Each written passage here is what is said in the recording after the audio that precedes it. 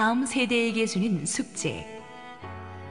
여호수아 13장 1절에서 7절, 14장 1절에서 5절 말씀입니다.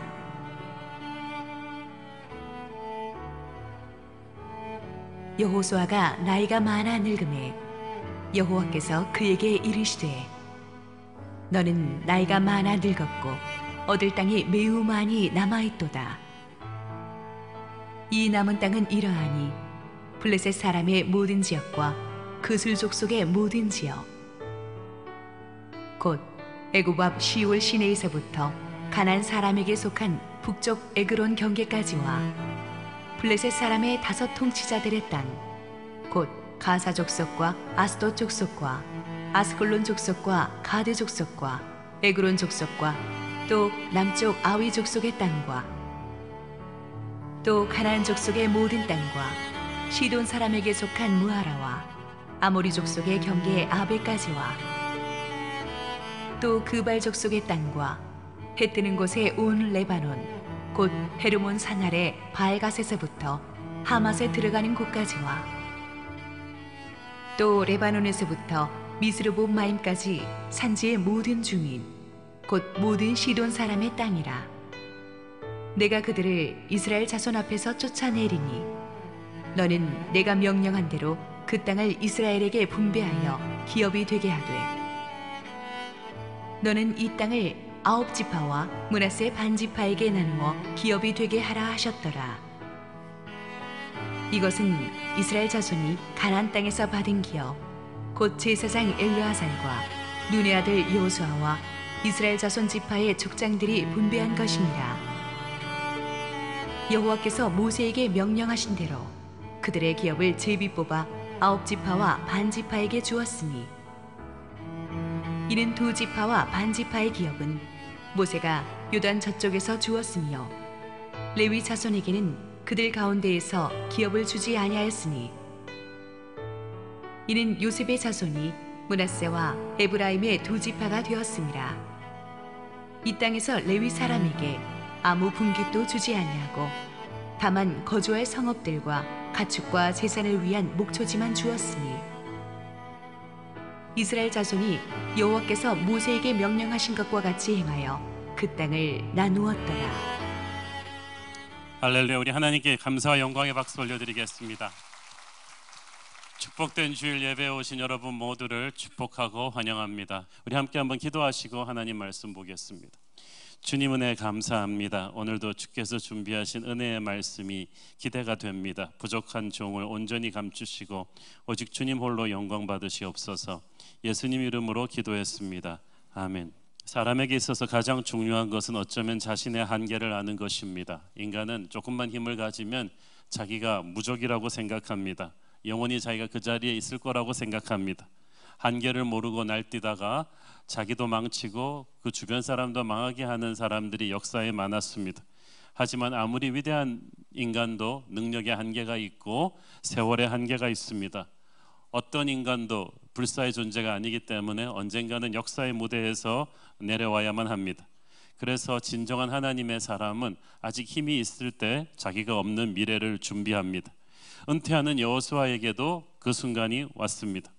불가능할 것 같았던 가나안 정복 전쟁을 매듭 지으면서 위대한 지도자 여호수아에게도 그 한계의 시간이 다가왔습니다. 오늘 1절 말씀 읽겠습니다. 여호수아가 나이가 많아 늙음에 여호와께서 그에게 이르시되, 너는 나이가 많아 늙었고 얻을 땅이 매우 많이 남아 있도다. 자, 여러분, 사람끼리도 아무리 사실이지만 너 나이가 많아 늙었구나 이 말 들으면 굉장히 기분 나쁘잖아요.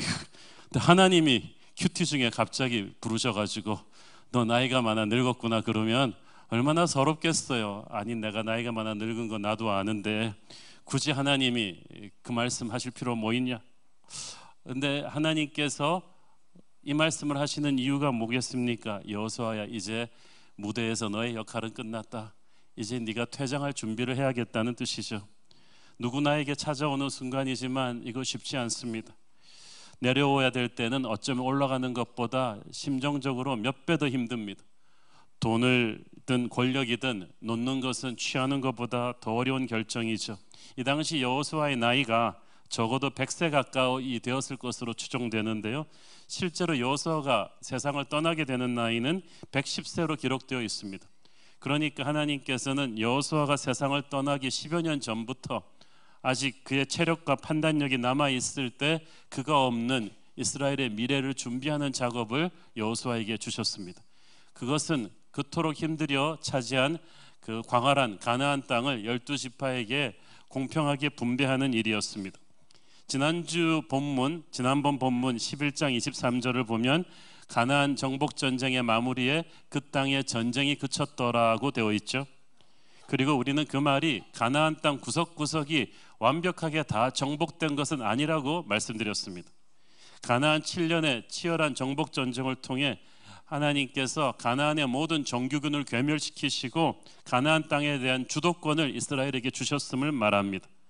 여호수아의 가나안 정복 전쟁은 가나안 전역의 그 주력군들을 정광석화처럼 빠르게 선제 공격하고 빠지는 그런 방식을 취했습니다. 지금도 이스라엘은 그렇게 현대 이스라엘이 그렇게 싸워왔습니다. 6.1 전쟁도 그렇고 항상 이스라엘은 선제 공격, 번개처럼 치고 뒤로 물러섰습니다. 그리고 다시 길갈 본부로 돌아와서 전열을 재정비한 다음에 다음 출정을 가는 그런 식으로 여호수아가 7년 정복 전쟁을 했죠. 그래서 일단 패배해서 물러갔던 가나안 패잔병들이 다시 전열을 재정비해 가지고 빼앗겼던 성읍에 다시 정착한 경우도 많았습니다. 헤브론과 드빌 같은 성읍들이 그랬는데 그래서 나중에 갈렙 같은 사람들이 다시 가서 거기를 탈환해야만 했습니다. 어쨌든 여호수아는 어떤 성읍에도 군대를 주둔시키지 않았습니다. 그렇게 가나안 성들 하나하나 다 함락시키고 함락시킨 군대는 일일이 군대를 다 주둔시켜서 평정하려고 했다면 어느 세월에 그걸 다 하겠습니까? 지금 여호수아는 병력이나 무기 수준에서 열세인데다가 지리적으로 익숙치 않은 땅에 들어와 싸우고 있습니다. 그렇게 계속해서 전쟁을 할 수가 없었어요. 그래서 하나님께서 일단 가나안의 7년 정복 전쟁을 통해서 정규군들의 세를 다 꺾어버리는 그런 큰 흐름의 승리를 여호수아에게 주셨습니다. 가나안의 핵심 군대들과 성읍들을 다 장악한 뒤에 가나안 땅 전체 세 주인이 이제 이스라엘임을 선포케 하셨습니다. 거기까지가 여호수아의 사명이었습니다. 이제 가나안 땅 성읍들을 하나하나 점령하고 들어가서 그곳에 정착해서 완전한 이스라엘 땅으로 개척해 놓을 책임은 여호수아 다음 세대에게 주는 숙제였습니다. 그리고 이 숙제가 쉽지 않았다는 것이 역사가 보여주죠. 여호수아가 죽고 난 뒤에도 가나안 지역의 구석구석의 부족들과 블레셋 족들의 저항이 거세었기 때문에 이들이 완전히 평정되기까지는 다윗과 솔로몬 시대까지 기다려야만 했습니다. 하지만 하나님께서는 여호수아가 살아 있을 때 가나안의 큰 전쟁을 승리하게 하시고 이제 12지파에게 아직 완전히 다 정복되지는 않았지만 골고루 이 땅을 분배하게 하셨습니다. 우리가 경험으로 알다시피 성장보다 더 힘든 것이 분배입니다. 분배는 정말 예민한 것입니다. 어떻게 해도 불만이 나오게 되어 있는 이 분배는 모든 백성이 존중하는 하나님의 기름 부으심이 있는 여호수아만이 할 수 있는 일이었습니다. 그래서 여호수아의 마지막 사명은 12지파에게 땅을 공평하게 하나님의 원칙대로 분배해 주는 것이었습니다. 여호수아서 14장 본문을 보면 하나님께서 여호수아 외에도 이스라엘의 톱 지도자들을 모두 이 땅 분배 결정에 참여하게 하셨죠. 여호수아는 정치, 군사, 행정의 총책임자이기 때문에 이 마지막 결정하는 리더십 팀의 구심점이 되었고 종교 분야 총책임자인 대제사장 엘르아셀도 들어오고 각 지파 족장들이 다 모여서 결정합니다. 이들이 다 함께 모여 하나님의 뜻을 받아 결정했다는 것은 이 일이 굉장히 중요한 일이니까 철저하게 공정성을 기하자는 것이었고 함께 책임을 져서 공동체로서의 분열을 막게 하기 위함이었습니다. 무슨 일을 할 때 정말 영적인 지도자들이 함께 기도하고 한 마음으로 하는 거 중요합니다. 힘들게 정복한 가나안 땅을 분배할 때 잘못했다가 형제들끼리 불만과 분열이 일어나면 큰일 나거든요. 정말 하나님의 지혜가 요구되는 일이었습니다. 자, 여호수아가 살 날이 얼마 남지 않았는데 아직 얻을 땅이 완전히 정복해야 될 땅이 많이 남아 있다는 것, 이것은 우리에게 무엇을 가르쳐 줍니까? 하나님께서 왜 여호수아 시대에 있는 모든 땅을 취하도록 하지 않으시고 상당히 많은 부분의 마무리 개척을 다음 세대에게 숙제로 남겨주도록 하셨겠습니까? 그 이유로는 두 가지를 생각해 볼 수가 있습니다. 첫째는 이스라엘의 현실적인 실제적인 유익을 위해서였습니다. 신명기 7장 22절 보겠습니다. 네 하나님 여호와께서 이 민족들을 네 앞에서 조금씩 쫓아내시니니 너는 그들을 급히 멸하지 말라. 들짐승이 번성하여 너를 해할까 하노라. 정말 기가 막힌 지혜입니다. 음식도 너무 한꺼번에 턱 씹지 않고 삼키면 채버리듯이 차근차근 씹어야 소화가 시키듯이 하나님이 주시는 땅도 그렇습니다. 한꺼번에 한정된 인력으로 많은 땅을 덜컥 받아 놓으면 제대로 정착하는데 굉장히 어려움을 겪게 되죠. 땅은 받았는데 그걸 제대로 개간을 못하니까 황폐하게 돼서 들짐승이 노니는 곳이 된다는 뜻입니다. 그래서 정복되지 않은 남은 땅은 이스라엘이 차츰차츰 실력을 길러가면서 점점 넓혀가는 것이 바람직했던 것입니다. 저 광활한 미국 대륙도 개척하고 정착하는데 150년이 넘게 걸렸어요. 조금씩 인구가 늘어나고 나라가 안정이 되면서 미국인들은 조금씩 서부 쪽으로 개척해 가면서 땅들을 일궈 나갔던 거죠. 우리 새로운 교회도 10년 역사 동안에 장소를 3번 옮겼는데 교회가 성장함에 따라서 하나님께서 정확한 때에 맞는 장소로 옮겨주시곤 했습니다. 그 과정에서 우리 교회 내실이 단단히 다져지도록 영적으로 훈련시키셨고 성장시키셨어요. 하나님의 타이밍은 틀림이 없었습니다. 이제 하나님의 때가 되면 또 우리에게 꼭 맞는 새로운 약속의 땅으로 옮기실 것을 우리는 믿습니다. 둘째는 이스라엘의 다음 세대가 영적 도전 정신을 계속 살릴 수 있게 하기 위함이었습니다. 한꺼번에 가나안 땅의 모든 땅을 다 점령해서 그냥 덜컥 넘겨주었다면 다음 세대는 이제 다 이루었다고 생각해서 목표의식을 상실하고 또 위기의식이 도태돼서 나태해질 우려가 있었습니다. 그런데 아직 정복되지 않은 땅이 남아있다는 사실, 그리고 만만찮은 적들이 으르렁거리고 있다는 사실은 앞으로 다음 세대로 하여금 긴장을 늦추지 못하게 할 것입니다. 미정복 상태의 가나안 땅은 이스라엘 자손들로 하여금 영적으로 아주 샤프하게 깨어있고 믿음의 삶을 살 수 있도록 도와줄 것입니다. 여러분의 인생에 어느 정도의 장애물과 적은 우리를 죽이려는 도구가 아니라 우리를 살아있게 하려는 하나님의 배려인 줄을 믿습니다. 하나님께서는 우리를 편한 것보다도 영적으로 건강하고 탄탄하게 서 있기를 원하십니다. 그러기 위해서는 어느 정도의 어려움과 도전이 우리에게 필요합니다. 조금 고통스럽고 힘들어도 우리 앞에 어떤 장애물과 적들이 계속 존재하는 것이, 그리고 그것들을 극복해가는 과정이 있는 것이 좋습니다. 그래야 항상 긴장하거든요. 그래야 항상 기도하거든요. 그러면서 우리는 영적인 근육이 조금씩 쌓여가는 것입니다. 원하는 것을 한꺼번에 다 덜컥 받는 것만이 축복이 아닙니다. 주어지지 않고 남겨져 있는 것도 은혜임을 알아야만 합니다. 우리의 친구 이상으로 우리의 적 또한, 장애물 또한 우리를 영적으로 건강하게 하려는 하나님의 배려임을 알아야 할 것입니다. 하나님이 이스라엘에게 여호수아에게 분배하라고 명하신 땅의 상당 부분은 아직 완전히 정복되지 않은 땅입니다.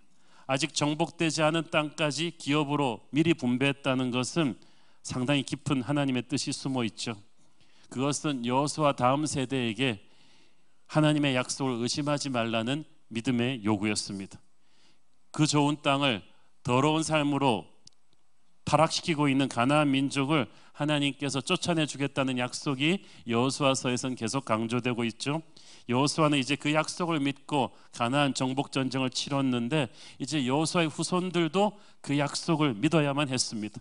그러므로 모세가 가졌던 약속의 땅에 대한 믿음, 여호수아가 가졌던 약속의 땅에 대한 믿음이 여호수아 다음 세대에게로 이어져야 했다는 거예요. 하나님은 구하면 반드시 주신다는 것을 그들은 믿어야만 했습니다. 그렇지만 하나님께서 약속해 주신 땅이라고 해서 가만히 앉아서 아무것도 안 하고 차지할 수 있는 것은 아닙니다. 표에 뭐라고 써 있죠? 약속의 땅을 그냥 거저 받으라? 정복하라. 하나님이 약속해 주셨지만 그걸 정복해야만 됩니다. 아무리 밥을 잘 차려줘도 내가 손을 써서 떠먹어야 하듯이 믿음을 가지고 하나님이 주신 땅이라 할지라도 담대하게 개척해야만 하는 것입니다. 여호수아는 다음 세대에게 떡을 준 것이 아니고 스스로 노력해서 떡을 빚어먹게 했습니다. 우리가 젊은이들에게 주어야 될 것이 바로 그것입니다. 공짜 밥이 아니라 밥을 먹을 수 있는 일터를 주는 것입니다. 비전을 주는 것입니다. 자기의 재능을 펼칠 수 있는 무대를 주고 기회를 주는 것이 중요합니다. 비전은 분명했지만 자신들이 땀을 흘려 비전의 열매를 먹게 했어요. 이걸 일하는 복지라고 하죠.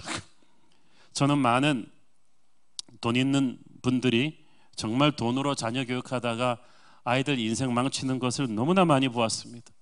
어려서부터 미국의 비싼 보딩스쿨로 조기 유학 보내가지고 대학생 때 벌써 현지에서 고급 스포츠카를 굴리고 콘도에서 살면서 호화로운 유학생활을 하다가 타락해서 무너지는 자녀들을 저는 뉴욕에서 LA에서 수도 없이 많이 봤습니다. 부모로부터 물려받은 수백억 대의 재산을 10년도 안 되는 세월에 다 탕진해버리고 가정도 무너지고 거의 극빈자 수준으로 사는 사람도 보았습니다. 이 모든 것은 부모가 자식에게 고기 잡는 법을 가르쳐 주지 않고 고기만 덜컥 주었기 때문에 벌어진 비극입니다. 그것은 결코 성경적인 자녀 교육이 아닙니다.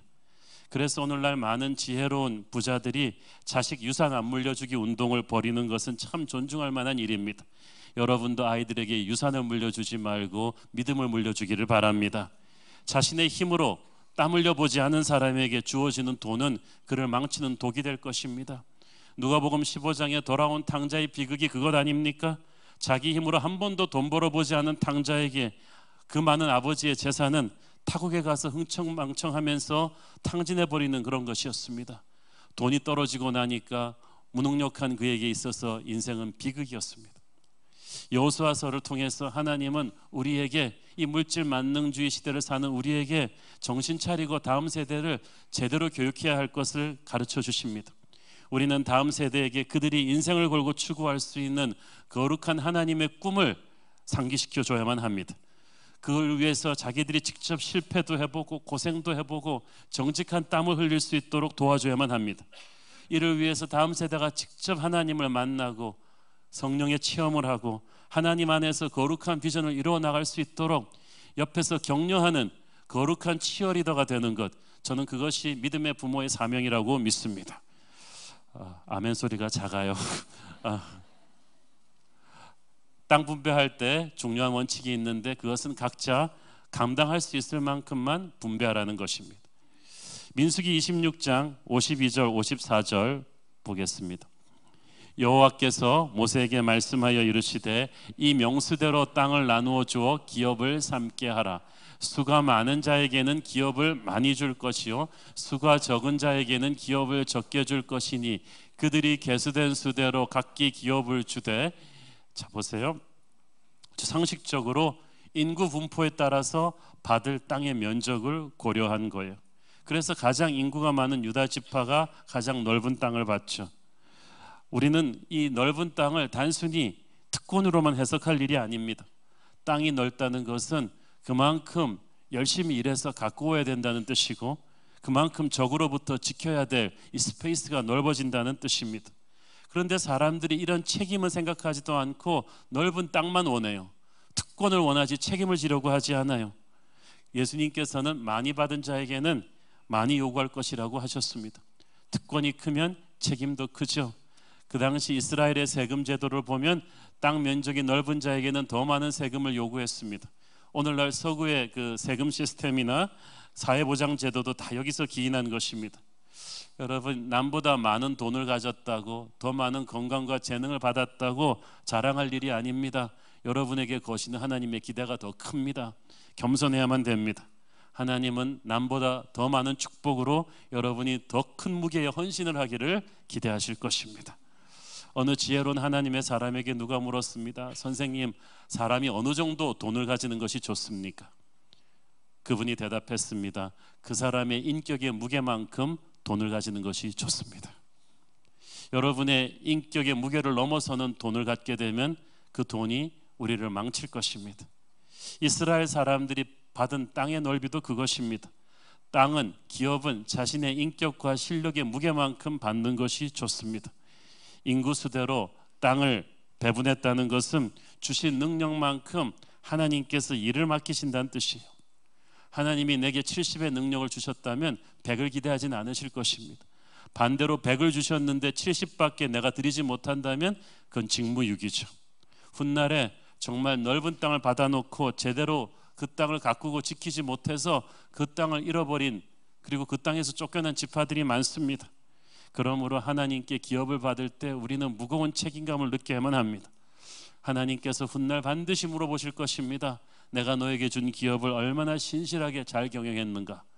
그 하나님의 질문에 예, 제가 최선을 다해서 경영했습니다 라고 대답할 수 있는 저와 여러분 되기를 축원합니다. 땅 분배에서 하나님은 각 지파의 개성과 재능에 맞게 분배를 하셨습니다. 여호수아서 14장 2절 읽습니다. 여호와께서 모세에게 명령하신 대로 그들의 기업을 제비 뽑아 9지파와 반 지파에게 주었으니. 자, 받을 땅의 크기는 인구 수대로 결정하셨는데 구체적으로 어느 곳에 그 땅을 분배할 것인가, 땅의 위치에 대해서는 제비 뽑기를 통해서 확정하라고 하셨습니다. 제비 뽑기라는 말은 하나님께서 결정해 주시겠다는 뜻이에요. 자, 여러분, 우리가 상식적으로 부동산 시세에 있어서 토지의 면적보다 중요한 게 토지의 위치죠. 강남 노른자에 위치한 땅 1000평하고 강원도 저 야산에 있는 10,000평이랑 가치가 다르잖아요. 그죠? 위치가 굉장히 중요해요. 그게 굉장히 예민해요. 유다 지파가 얼마나 넓은 땅을 받았냐보다 더 예민한 게 어느 목에 있는가, 어느 위치에 있는가, 여기에 따라서 굉장히 불만과 불평이 털어나올 수 있기 때문에 하나님께서 제비 뽑기를 해라, 내가 결정해 주겠다고 한 거예요. 그래서 아무 지파도 땅 위치에 대해서 불만을 토로하지 못하게 한 것입니다. 제비를 뽑아서 받은 땅들에 가서 살아보고 나서야 12지파는 하나님의 선택이, 하나님의 각 지파를 향한 배려가 얼마나 섬세하고 정확한 것인가를 깨닫게 되었습니다. 하나님께서 그저 일방적으로 줄 쫙 세워놓고 먼저 오는 사람 하나씩 땅을 태워준 게 아니에요. 하나님께서 각 지파에게 주신 재능과 이 은사를 잘 보시고 그 지파에게 맞는 땅을 주셨어요. 여러분, 선물이란 것이 그래요. 그 사람한테 필요한 것, 맞는 걸 줘야지 제격이에요. 그림 못 그린 사람한테 미술 도구 선물 사주는 것은 이건 뭐 하라는 거예요. 악기를 연주하지 못하는 사람한테 스트라디바리우스 바이올린을 준들, 그게 무슨 의미가 있겠습니까? 선물은 받는 사람에게 딱 맞는, 그를 배려한 것이어야만 합니다. 하나님께서 12지파에게 땅을 분배할 때 그 지파의 특성을 너무나 잘 고려하셨습니다. 오늘 주보에 여러분 간지로 12지파에게 분배한 땅 넣어드렸죠. 이거 여러분 약속의 땅 공부하면서 계속 살펴보시기를 바랍니다. 예를 들어서 자, 이게 땅이 이렇게 딱 분배가 됐는데 이스라엘은 북쪽으로 갈수록 이 농지 기름진 옥토가 많습니다. 왜냐하면 갈릴리 호수에서 물을 끌어올 수 있기 때문이죠. 헤르몬 산에서 물이 흘러내려서 갈릴리 호수에서 물을 끌어대는데, 그렇기 때문에 갈릴리 호수를 접한 아셀, 납달리, 입사갈은 평화롭고 온순하고 또 농사와 목축을 잘하는 민족이라서 다 이 기름진 농지를 선물로 받았어요. 특히 이사갈이 받은 이스라엘 평야는 우리나라로 말하면 호남 평야 같은 곡창지대입니다. 아주 부지런하고 착하고 온순한 아셀, 납달리, 이사갈이니까 경영할 수 있는 땅이죠. 그런데 이 가운데 낀 스불론 보이시죠?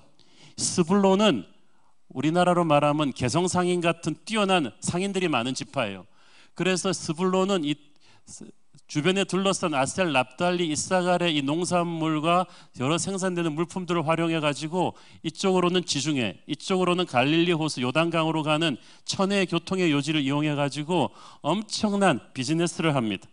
그래서 바다와 호수로 나가서 해상 무역을 하고 연안의 해산물을 취하면서 조개에서 뽑은 염료를 가지고 염색업을 하고 바다의 모래를 만들어 가지고 유리산업을 하면서 큰 부를 일궜죠. 상술에 능한 스불론이기 때문에 할 수 있는 일이죠. 자, 그리고 이 단과 유다와 베냐민은 이스라엘에서 가장 싸움을 잘하는 전사들이 있는 곳이. 그런데 여기에 누가 있냐면은 무서운 블레셋 족속이 끝까지 남아서 다윗 때까지 저항합니다. 철기 무기로 무장한 블레셋의 침략과 계속 맞서 싸울 수 있는 것은 단과 유다와 이 르벤 같은 전사족들뿐이에요. 만약 여기에 평화로운 아셀, 납달리, 이사갈이 배치되었다면 견디지 못하고 국경선이 허물어졌을 거예요.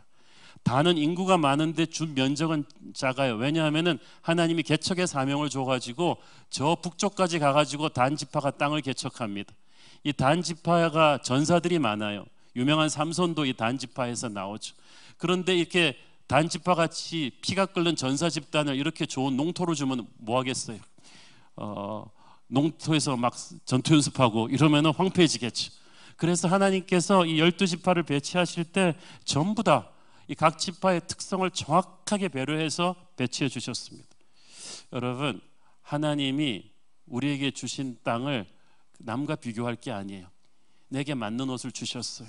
하나님이 의외로 여러분에게 작은 땅을 주었다고 생각되시면 그 의미를 묵상해 보아야 합니다. 오래전 타계한 대천덕 신부님 같은 경우는 대도시의 큰 교회도 충분히 목회할 수 있는 영성과 리더십의 소유자셨죠. 그렇지만 그는 그 강원도의 작은 마을에 예수원을 짓고 평생 조용하게 성자처럼 살았습니다. 그러나 그의 삶과 글과 메시지와 그 리더십은 어떤 대형교회 목사님들보다 더 잔잔한 보이지 않는 감동을 수많은 사람들에게 미쳤고 영향력을 미쳤어요. 우리가 얼마나 눈에 보이는 큰 자리, 작은 자리에 있는가는 중요치 않습니다. 문제는 우리가 선 그 자리, 하나님이 주신 기업이 내게 맞는 자리이고 거기서 하나님은 신실함을 요구하신다는 거예요. 그런데 오늘날 우리의 교육은 너무 획일적이에요. 모두 명문대 가고 변호사, 의사 되려고 하고 대기업 가라고만 합니다. 초등학생들의 꿈이 공무원인 나라가 어떻게 제대로 가겠습니까? 그렇게 공장에서 제품 찍어내듯이 규격화된 성공하는 인생을 만들려고 하는 것이 세상입니다. 그러나 하나님께서는 우리 아이들을 규격화된 제품으로 만들지 않았어요. 각자의 개성이 있는 세상에 하나밖에 없는 보배로운 작품으로 만드셨습니다. 세상은 우리 아이들을 제품으로 만드는데 하나님은 작품이라고 하십니다. 그러므로 우리도 아이들을 대할 때 제품이 아니라 작품으로 대해야 돼요. 우리 아이들은 숫자가 아니에요. 1, 2, 3등으로 석차를 매기는 존재가 아니라 세상에 단 하나밖에 없는 하나님의 독특한 개성과 은사를 갖고 태어난 아이들입니다. 나무도 대패질을 할 때 결에 따라 밀어야 되듯이 우리가 아이들을 키울 때 하나님이 이 아이들의 유전자 속에 넣어놓은 그 이 아이들 특유의 개성과 재능을 봐서 그렇게 키워야 돼요. 우리 한 사람 한 사람을 향한 하나님의 축복은 똑같지는 않지만 공평하십니다. 그래서 하나님이 내게 맞는 옷을 입혀주시는 거야. 자기에게 좋은 옷을 입는 게 중요한 게 아니라 내게 맞는 옷을 입어야 돼요. 여러분, 캐탈로그에서 전지현이 입은 옷을 보고 사면 안 돼요.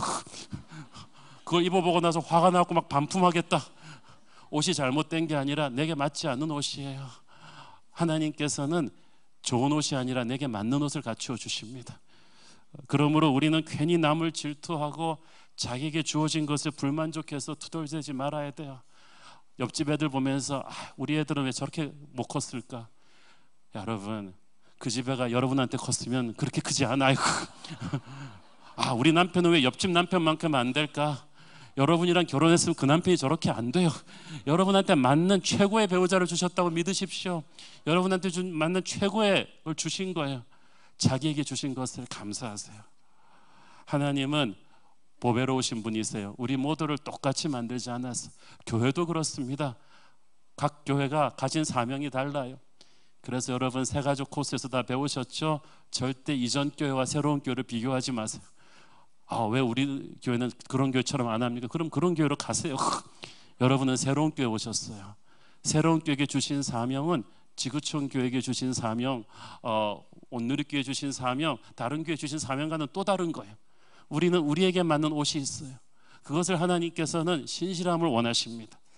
여호수아서를 보면은 이 12지파의 상황과 재능에 따라서 얼마나 섬세하게 우리의 머리털까지도 세심받는 주님의 분배가 있었는지를 알 수가 있습니다.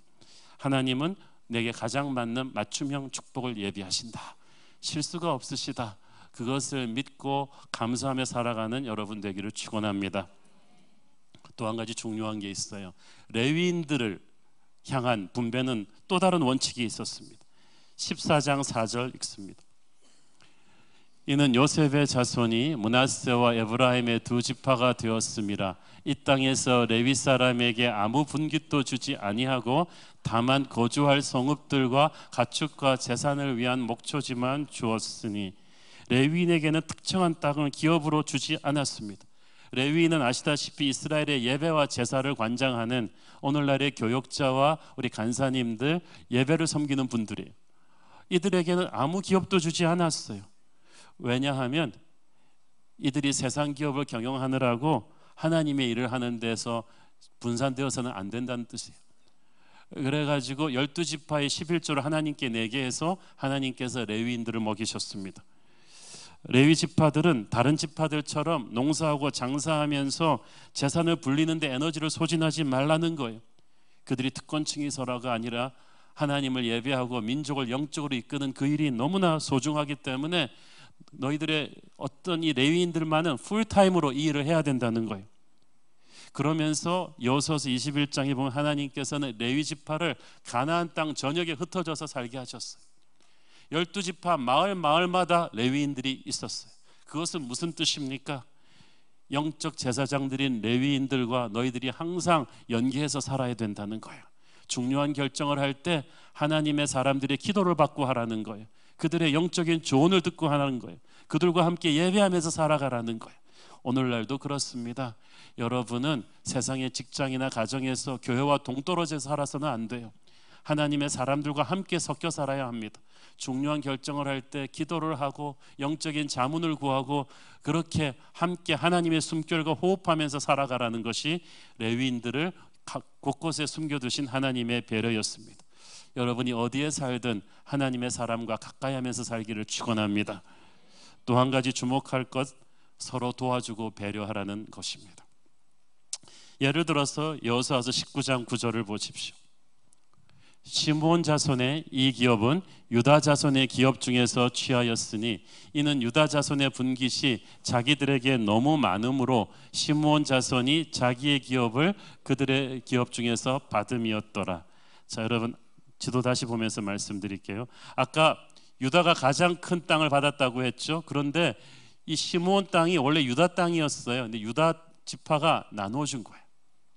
하나님께서 이 시므온은 광야 시절에 좀 반역을 해가지고 지파가 많이 쪼그라드는 지파인데 이 지파에게 처음부터 땅을 떼주신 게 아니라 가장 큰 땅을 받은 유다로 하여금 시므온에게 나누어주는 방법을 취하게 하셨습니다. 뭘 가르치려고 하신 걸까요? 큰 자가 작은 자를 돌봐주라는 뜻이에요. 여러분이 여러분의 필요보다 더 많은 축복을 받았잖아요. 거기에는 하나님의 메시지가 있어요. 작은 자를 섬겨주라는 뜻입니다. 그래서 이 땅 분배의 명령을 13장부터 18장까지 쫙 보면은 곳곳에 이런 배려의 정신이 강조되고 있습니다. 하나님께서 물론 최적지의 땅을 각 지파에 맞게 분배해 주시지만 모두가 끊임없이 서로를 배려하고 사랑해라. 자기만 생각하지 마라. 다른 지파에게 배분된 땅은 힘이 있어도 다른 곳에 가서 개척하라는, 함께 공생하라는 명령이 계속해서 나옵니다. 과잉 경쟁을 해서는 안 된다는 뜻이죠. 저는 이것이 우리 민족에게도 시사하는 바가 크다고 생각합니다. 우리 한국 민족이 뛰어난 민족인데 한 가지 안타까운 거 이런 거예요. 누가 설렁탕 집에서 성공했다 그러면 다른 나라 사람의 경우 우리는 그런 비빔밥을 해보자라고 생각하는데 우리나라 사람들은 그 설렁탕집 주방장을 빼내와가지고 옆집에 설렁탕집을 또 세우죠. 진 설렁탕집. 옆집에 또 생겨요. 진진 설렁탕이 또 생겨요. 해외에서도 이런 식으로 한국 업체들끼리 같은 품목에서 덤핑 경쟁을 해가지고 나중에는 순전히 남 좋은 일만 시키고 다 망하는 일이 비일비재했습니다. 이런 비생산적인 과잉 경쟁을 하면 민족 전체가 함께 망하기 쉬워요. 여러분, 내게 주신 기업이 소중한 것만큼 내 형제에게 준 기업도 소중한 거예요. 서로를 지켜줘야 돼요. 선을 넘어가지 말아야만 합니다. 그래야 함께 살 수 있어요. 우리는 우리 아이들에게 전부 다 수단 방법 안 가리고 1등만 하라고 가르치는데 왜 같이 1등하는 법을 가르치지 않습니까? 우리는 함께 윈윈하는 법을 가르쳐야만 합니다. 서로를 존중하고 사랑하고 전체 팀워크를 생각할 수 있는 사람, 저는 그런 사람이 바로 이 AI 시대에 4차 산업혁명 시대에 세계를 이끌고 갈 수 있는 그런 인물이라고 믿습니다. 그것을 우리가 교회에서 가르쳐야 돼요.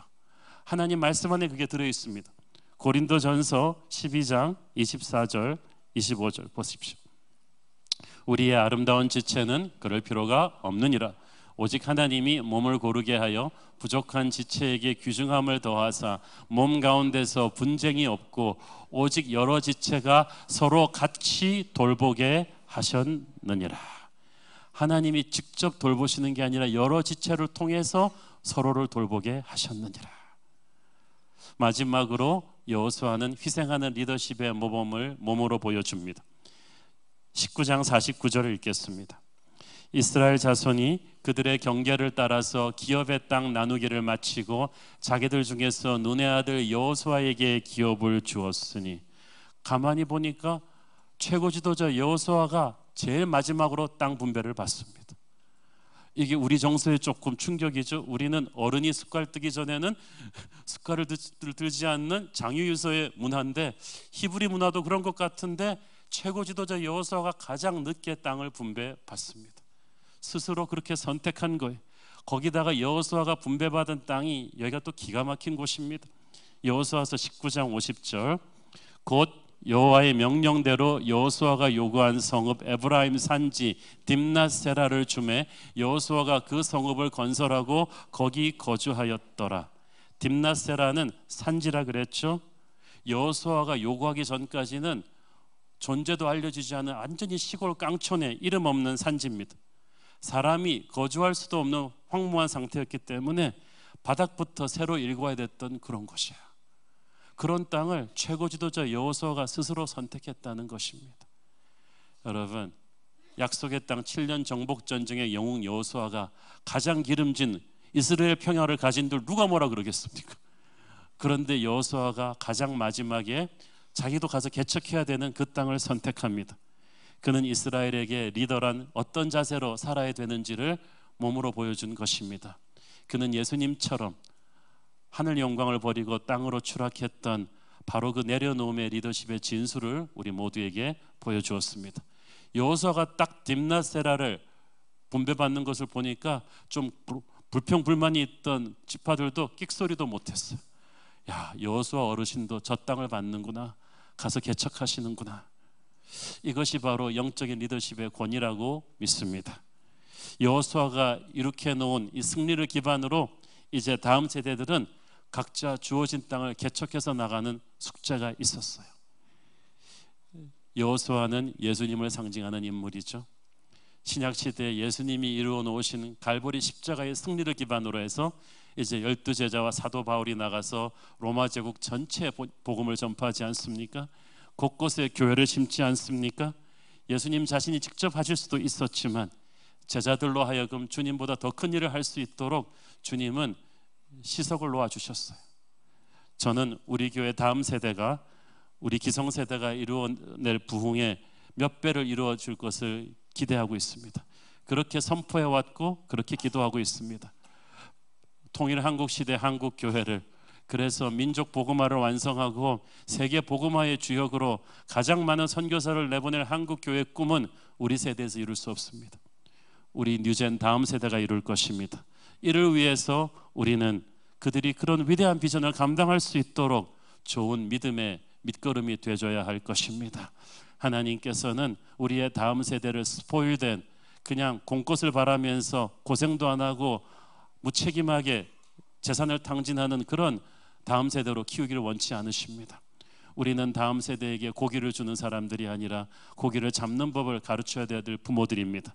그러기 위해서는 우리는 세상과 똑같은 방식으로 아이들을 키우면 안 됩니다. 아이들을 학교 석차로 줄 세우게 하면서 규격화된 제품으로 만드는, 세상에 짜맞춰 놓은 스펙으로 만드는 그런 아이들을 만들면 안 됩니다. 우리는 그들을 보배롭고 존귀한 존재로 봐야 합니다. 이들은 규격화된 제품이 아니고 숫자도 아니고 하나님의 걸작품입니다. 하나님의 터치가 들어있고 예수의 은혜가 들어있고 하나님이 주신 열정과 은사가 있습니다. 그들이 이제 예수님을 만날 수 있도록 도와야 합니다. 스스로 기도할 수 있도록, 성령을 체험할 수 있도록, 하나님의 사람으로 설 수 있도록, 그래서 자신들이 땅을 스스로 개척해 갈 수 있도록 우리는 그렇게 도와야만 합니다. 우리는 강남의 입시열로 아이들을 키우는 학부모가 돼서는 안 됩니다. 우리는 기도로 아이들을 키우는 믿음의 부모가 되어야 될 줄로 믿습니다. 다음 세대를 위해서 숙제를 해주지 말고 숙제할 수 있는 능력을 키워주십시오. 그것이 하나님이 우리에게 기대하시는 것입니다. 새로운 교회 다음 세대가 이룰 부흥을 기대하고 꿈꾸고 기도하는 저와 여러분 되기를 축원합니다. 기도하겠습니다. 주님 은혜를 감사합니다.